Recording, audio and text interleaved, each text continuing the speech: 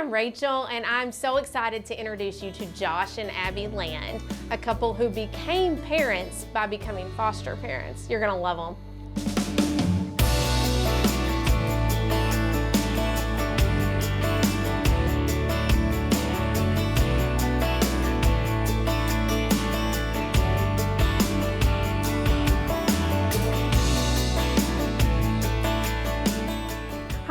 Rachel Hubbard, director of Second Chance Ranch, and I get to do the interviewing today, so I'm super excited. I'm here with some good friends of mine, Josh and Abby Land. They are foster parents with Second Chance, and they foster in their home, so they're what we call community parents. And when we originally recruited them, they were going to be foster parents to one child, and we've conned them into 3 at this moment, so that's pretty cool.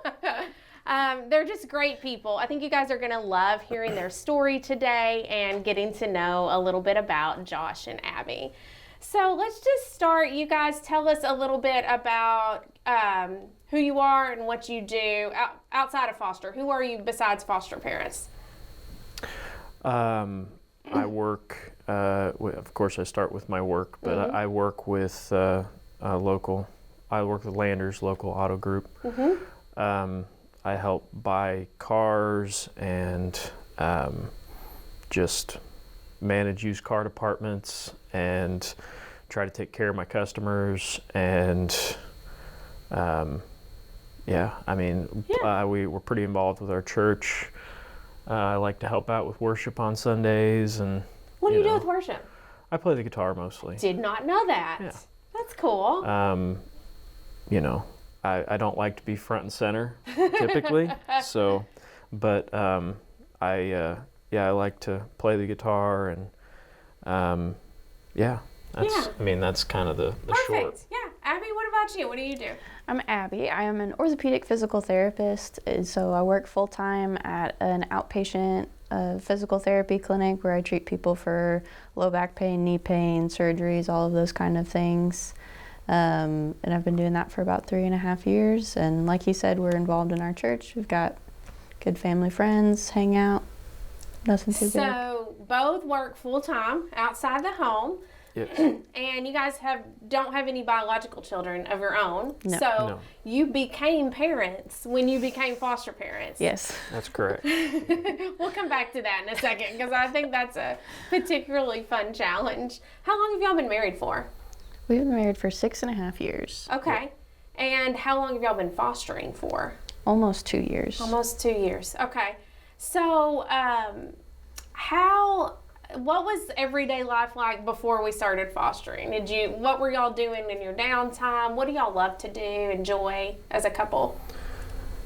We've managed to keep ourselves fairly busy for the last 6 years. I mean, and I say that we thought we were busy before we had kids, which I think a lot of people can relate to. Yeah. But we before we had kids. Do you remember before? Yeah, it's very very vague. I noticed you seem a little fuzzy in this area. It is a little fuzzy, for sure. But we like to go hike on the weekends, and we like to, we probably watched a lot of TV, and we were still involved with the church, and I don't know. You're getting to do whatever you want. Yeah. Date night every night. Maybe we shouldn't talk about the old days. You maybe start missing that. Well, what made you guys decide that you wanted to get involved in foster care? Tell me about that process. How did you even hear about it? So I was adopted as an infant, and so I've always known that I've wanted to do something with either adoption or fostering and get involved in the process whenever the time came. And I graduated with my doctorate and then did my residency in orthopedic physical therapy. Whenever I finished with that, I had like a ton of downtime and didn't know what to do with myself. So Josh told me to find a hobby. And who doesn't want foster care to be their hobby? Yeah. You wish you would have gone with knitting or something. Yeah, so I asked him. Whittling. Yeah. I can't remember how it got brought up, but I was like, now that I'm done with this, we can start looking into fostering and adoption. Yeah, it was always kind of the long-term plan. Yeah. I think, even when we were dating, we would talk about what do we want our life to look like, and that was always kind of part of it. Even beyond, do we want to have kids one day? It's like, well, we could have our own biological kids, but we don't really feel a need to necessarily do that. I feel like was kind of atypical. It's both of us kind of, if it happens, it happens. But what we really want is to adopt. Really was the direction we were going. Yeah. But he had a contact through work that is involved in the ranch. He's very involved in the ranch. And so... And he's a pushy guy, too. He's a little pushy. So I think he gave the hint that he might maybe possibly be interested in sitting down with somebody. And then... to my credit, I asked him about it. Okay. And of course, the rest is history, but I think we sat down with Josh interested in possibly becoming a respite family. Oh, maybe just a little part-time babysitting. I wanted to dip my there. toe in the water. And yeah. I wanted nothing to do And with that. as soon as we started taking these classes and doing these video things, and then all of a sudden we're being introduced to this sibling group of 2, and then you're done after and that. then Abby falls in love. We typically take people a little further than they plan to go, Yeah. You're like, we're going to babysit. We'll take 1 kid. And now y'all are up to 3. So. Yeah. But that's the thing is, like, it really doesn't, like, I don't remember, like, waterboarding you guys or really twisting your arm too hard, because it is one of those things where when you hear about the need, it is so hard to just say, well, I just want to stay comfortable. Like, everybody wants to be comfortable and do, something for the Lord within their little box and everything. And we start out that way. But when you see something as raw and real as children who have been heinously abused and who literally have no one to call their family, at least for the time being, it's like, man, you have to have a heart of stone to just decide that you're just going to do the easy route after that. Was that y'all's experience? Yeah, and I think, like, on the outside looking in, there seems like there's so many hurdles and burdens and barriers to getting through to all that. And not that those things don't exist, but I think if God wants you to do it, those things tend to flow and come, and resources come before you even know that you need them a lot of the time. Yeah. I was, we were asked by our church kind of early on, maybe 6 months in or something, to kind of say something to the congregation. And what I felt like was put on my heart was just to let people know, it's like our job oftentimes isn't to be the deciding factor in whether or not we're capable of doing something. Mm-hmm. If God puts it in front of you, your job's to say yes. Yeah. And just to let him be the strength through that, and to let him be the mastermind. Your job's just to say yes. Yeah, your job is just to say yes. I think that's a pretty good note to end on, and we'll be right back. Hi there. I'm here to tell you everything you need to know about Arkansas Christian Academy. Are you ready? Okay, let's go. Our name is Arkansas Christian Academy, but most of us just say ACA around here. Our mascot is this guy. Go Knights! Founded in 2001, ACA has grown from only a few classes to having classes in pre-K all the way through 12th grade. As far as class sizes go, we were smaller on average across the board, and we use this to challenge our students academically and individually on a personal level, learning through the lens of God's Word in every subject and growing a personal relationship with Him through our amazing staff and in our daily chapel classes. For a full breakdown, check out our website at archristian.org, and feel free to explore other aspects of our school while you're there. Now, let's go outside. Our still growing campus sits right off I-30 and is protected by gates and doors with magnetic locks, only accessible by faculty and staff. We also have these guys here every day. But seriously though, safety is a priority here at ACA, as we want to ensure not only a quality education, but an environment where learning can flourish without fear or other outside distractions. Now, let's move on to the fun stuff. Here's a shot of our football field, a playground, some kids, another playground, our main gym, a football field again, and this is our brand new middle school. What else? What about extracurricular activities? That's right, here at ACA, we offer all different kinds of sports, but that's just the beginning. We have a broadcasting class, spoiler alert, it's really cool, a music and worship program, theater, and a thriving art program complete with a very active yearbook committee. Wow. There you have it. Schedule a tour today and find out what all the buzz is about at Arkansas Christian Academy.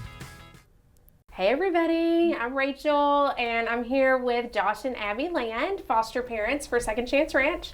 And we were just talking before the break about when you see that need, your job is to say yes. And I think it's almost like, I don't ever think, well, I want to be a nurse or a doctor, or I want to help people who have just had car accidents. But man, if I was driving down the road and I saw a horrific car accident and no one was there to help yet, I'm going to stop and help, And that's almost what foster care is. Like when the veil gets torn back and you see the need right in front of you, you want to take action. And that's exactly what you guys have done. And I love the way that you had an idea in your head, but then you've let God stretch you and change that idea to fit Him. And that's hard when we have plans. You guys are achievers, you're goal-oriented, you have these great careers, and y'all are very structured people, especially Josh. Yes.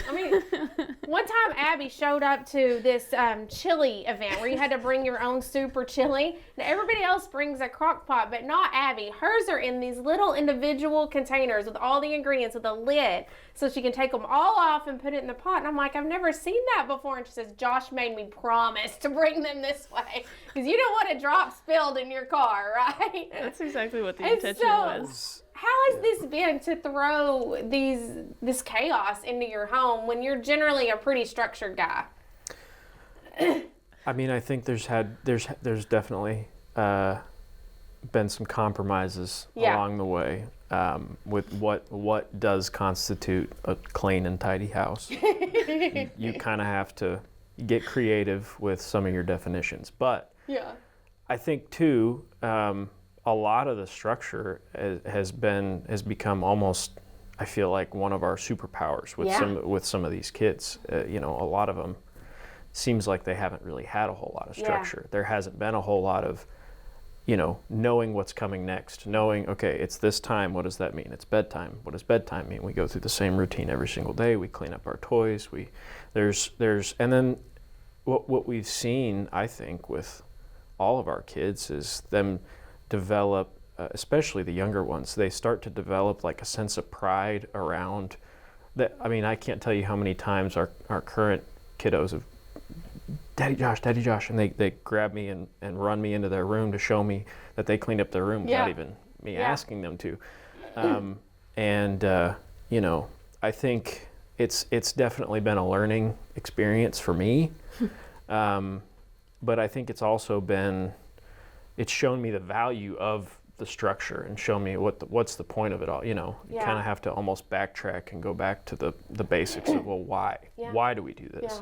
Well, we do it because we want to take care of the things that we have. We want to have a sense of pride about things. We want to manage our expectations and be realistic about things. And that's something that translates into the emotional kind of development. It translates into how well they do at school. It translates into everything. And it also promotes safety, like feeling safe.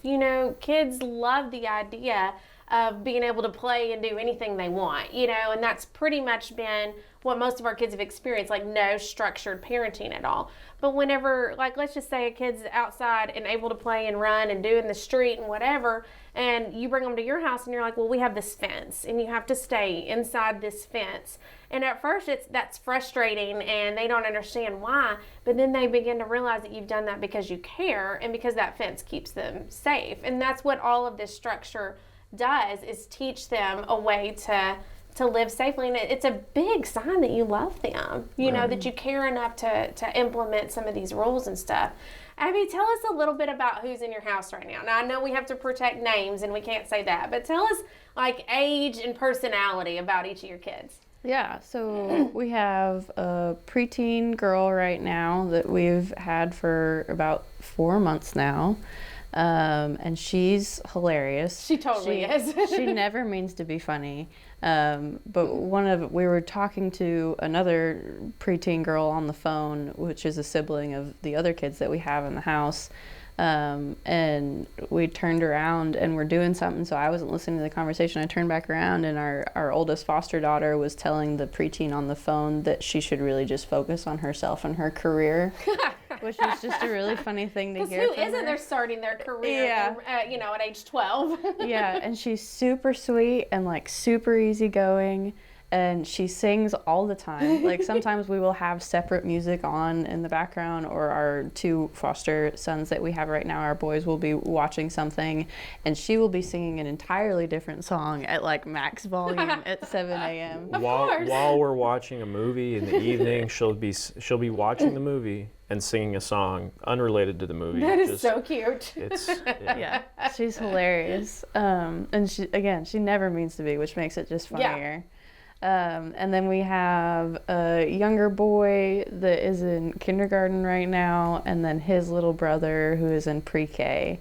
And the oldest of the brothers that we have is a total people pleaser, like very eager to like seek out authority and please, but also hilarious and into Sonic and Spider-Man and all the things. And then the youngest tends to be a little bit more of like your Sour Patch, hilarious kid, but also like likes to push buttons a little bit, and he's got this super mischievous smile, and he's got mostly silver teeth like right in the front, and so you'll see him smile and he bugs the heck out of the girl that we have right now, because he just knows how to just poke and prod just a little bit. The amount of sarcasm that he's developed by age 4 is really, really impressive. Did he learn that from either of you? No, he came that way.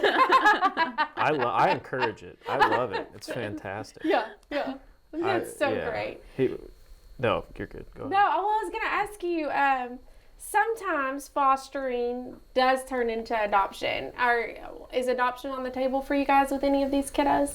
Yes. So the brothers that we have right now, our intention is to adopt them. And how did y'all make that decision? How did you know that those were the ones? I mean, I think we knew it was a possibility. When you go into it, a lot of people, and this opens up a whole nother can of worms, but a lot of people, whenever they hear about, I would love to be a part of something like that, but I don't know if I could say goodbye. I don't know if I could, and I think that first of all, it helps going into it. You typically have at least somewhat of an idea of where is this going? Are they going back to their parents? Is that not looking like a very good option, right? So we knew going into it, so that was already on our minds, like this could be a possibility. We need to start thinking about this. Yeah, and again, it comes back to that need thing. Like these were the 2 kids that were going to need to be adopted. Yeah. And so you start thinking about, well, are we available to meet that need? Right. We'll be right back.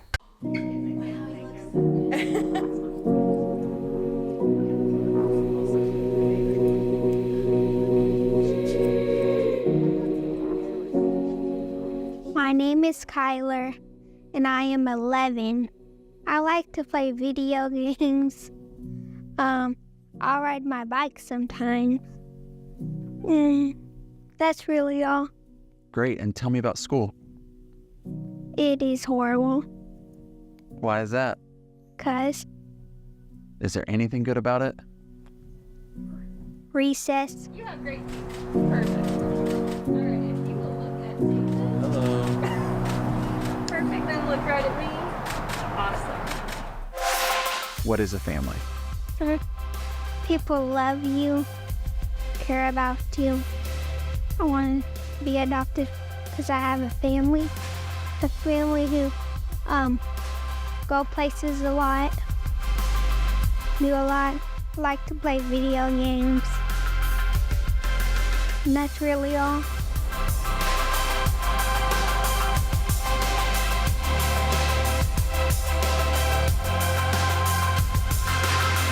I want to be a YouTuber or a caseworker.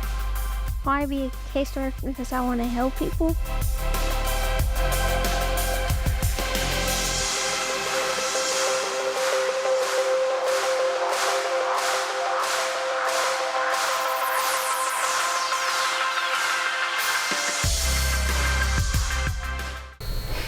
Okay, so we're here still with Josh and Abby Land, foster parents, and we were just talking about how you guys are moving forward more than likely with adopting two of the boys that are in your care, but you've had to say goodbye to some kids too. And I'm wondering, like, can you talk a little bit about what your connection has looked like with the two sisters that you guys had in your home previously? Have you stayed connected with them? And goodbyes are hard, but they're not necessarily complete goodbyes, right? Tell us about what's going on with those girls and your currently how you're connected to them, even though they've been reunified with family and they're no longer in your home. Yeah, so it was uncertain at first, and I think that was what made it hard. I think sometimes in foster care that's what makes it really hard, is the uncertainties can be challenging. So whenever we had in the beginning a kind of on and off again relationship with their family that they reunified with, a lot of learning experiences I think for us. But so for a little bit we didn't know if we were going to be able to see them, and communication had been cut off for a little bit. And then the oldest sister that we had actually texted me on Mother's Day about a year ago and said Happy Mother's Day, and that's how we started talking with them again. Which is cool, because there were points where I think you almost killed her and where she maybe hated you for a few moments anyway. a decent amount of moments, I'm sure. Yeah, and so right now, as it stands currently, we have an amazing family friend that helps us kind of stay connected with some of our kiddos that we've had in our home. And so right now that looks like us going and getting them on mostly Sundays. It's been like this for like 2 months now, I think. Yeah, they come to church with us quite a bit now, really cool. which is great, because their mom works typically most of the day on Sunday, and so we're able to get them and take them to church with us, and they hang out with us most of Sunday. So, and then we actually had another placement of sisters after that we still often see. We don't see them maybe quite as much, but they're also in a prospective adoptive situation potentially too. So. We get a lot of opportunities to well, the thing about foster care is it never fits into this perfect box of this is what it's going to look like, and this is where our responsibilities begin, and this is where our responsibilities end. It is this like beautiful, messy thing that you just jump head first in, and you're like, God, just use me how you want to use me, you know? And sometimes it looks like connecting with a bio mom, you know, and sometimes it looks like letting kids who have already gone home come back to your home, and sometimes it looks like adoption. Sometimes it looks like letting kids move to another adoptive family because that's the right fit for them. And what I see with you guys is just such selflessness and such a yielding to the Lord, you know, is like, I just love your heart of, God, I don't know what the end is going to look like, but I'm here in the journey and I'm just going to trust you. Like, man, what a beautiful place to be, you know, and I've watched you guys grow into that, and I feel like y'all have changed so much in the amount of time that you've been doing this. Like, foster care has like shaken you up, and you guys have just come out stronger and stronger. Like, your walk with the Lord is so good, and the way that you just are yielded to whatever, you know. Can you speak to that a little bit, Abby, like how God has grown you through this process? Oh my. So, and he's like always very consistent and very constant. And so I think he's grown a lot too. I feel like I've probably been a more dramatic change. Change is always hard for me, so I don't know why I thought foster care was a good idea, which it was. It was a great idea, but it was like, I did not realize what I was signing up for exactly. But I think at the beginning, like, I had a lot of anxiety about like having people at our house, and like was very introverted, and I'm still introverted. But I remember about a year ago, we ended up having 7 kids for a weekend. Just 7? And at one point there were a few more that came over, and so there was like 8 or 9 kids at one point. And like I just gotten a new car, and so I like buckled all of the kids that were under the age of 6 like into their car seats, and we took them to the park, and Josh took all the teenagers to the park. And so it was like, and it was such a mess, but it was like, it was the first time that I sat back and I looked, and I was like, this is chaos, but this is like so good. And so I think it's changed my capacity a lot. And I was talking to a friend about this the other day. It was like, foster care, like anytime a kid comes into my house now, especially a kid that you know that there's turmoil or you know that there's something, they don't even have to be in foster care. It's like they get a little piece of my heart, but your heart doesn't, like whenever they leave, your heart doesn't get smaller. It just feels like your capacity to love more and more kids grows. Yeah. And I think as long as like we stay connected to God through that, then I think that is good and healthy, and it's something that he honors, and that is one of the ways that I think he's grown us so much. That's good. Yeah. If anything, I think it changes your perspective on what's important. Oh, absolutely. And, I mean, even just a few months ago, I was talking with somebody that I work with about, you know, how the important part of my day doesn't start until I go home. Yeah. You know, and it was the person I was talking to just was having kind of a hard time handling some of the market changes and the difficulties with work and all, and I started asking him about his home life and about his kids and you know, trying to, and that really truly is my mindset at this point. You know, a lot of things can happen while you're at work, and there can be a lot of stress involved in that, but the most important part of my day is not until I get home. Oh, that's good. Yeah. Well, we have just a little bit of time left. What would you guys say to somebody who's thinking about fostering, but they're a little afraid to get out of their comfort zone? What would you say? I would say it will absolutely get you out of your comfort zone. But I think, like we said at the beginning, it kind of brings us back full circle. Like, if you think you could do it, I bet you can. Oh, yeah, yeah. You know, and even if you think you can't, you probably can. It may not be, like, you are going to find your shortcomings and your breakdowns and all of those things, but I think the growth that you experience through that is amazing. And God will provide. Like, your yes, like we said at the beginning, like, yes is a very important step, and God tends to meet those needs. And we've seen that over and over and over again. Yeah, absolutely. I would go so far as to say you actually can't. Yeah. You can't. Yeah. You don't have the capacity, but thankfully it's not your job to be the one who can. Mm-hmm. And if you're sitting there going, I don't think I can handle this. Well, the problem isn't that you couldn't be made to handle it. The problem is that you won't let God handle it. Oh, you know? Conviction right there, Josh. And, yeah. It's like something that one thing I just wanted that you said in one of these banquets, I think at one point, was these kids, the hardest part that people don't like is the saying goodbye, but like, the kids deserve a goodbye, right? The kids deserve somebody who will cry for them. So if you think you would cry whenever a kid leaves, or you're thinking about being a foster parent, you can do it with the Lord and with us. We would love for you to join us.